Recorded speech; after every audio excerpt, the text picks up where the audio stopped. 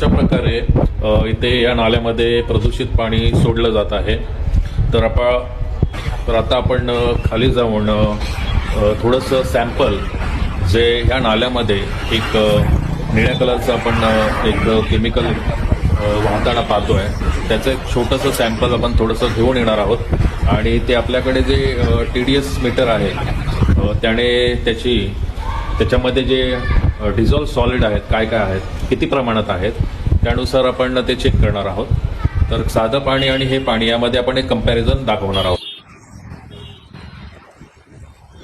तर हे आपण आता हा जो प्रदूषित जे काय पाणी सोडलेलं आहे, जे केमिकल फॅक्टरीज आहे, तिथून हे आपण प्रदूषित पाणी घेऊन आलोय सॅम्पल।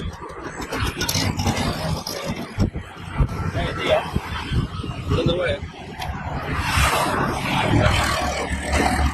त्याच्यामध्ये आपण दाखवू शकतो की आपण लाईव्ह डेमॉन्स्ट्रेशन देतोय।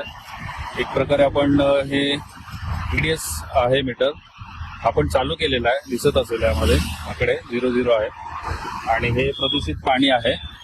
त्याच्यामध्ये थोडंसं आपण जवळ घ्यावा कॅमेरा आणि ह्या प्रदूषित पाण्यामध्ये आपण टाकलेलं आहे।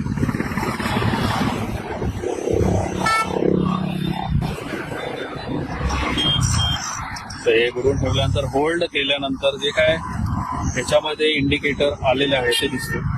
तर याच्यामध्ये आपण पाहू शकता 766 म्हणजे हे अति धोकादायक आहे। एक तुम्ही 0 ते 300 पर्यंत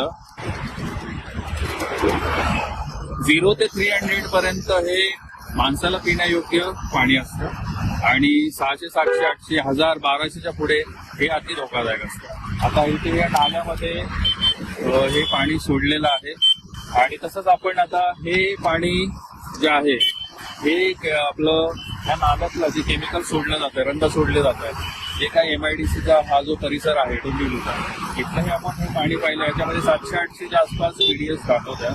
म्हणजे हे बिलकुलच पर्यावरणासाठी घातक आहे। तसंच आपण आपल्याकडे साधं सुद्धा पाणी आहे, हे साधं पाणी आहे आपल्याकडे, हे साधं पाणी आहे बिस्लेरीचं, त्याच्यात सुद्धा आपण एक प्रात्यक्षिक बघूयात।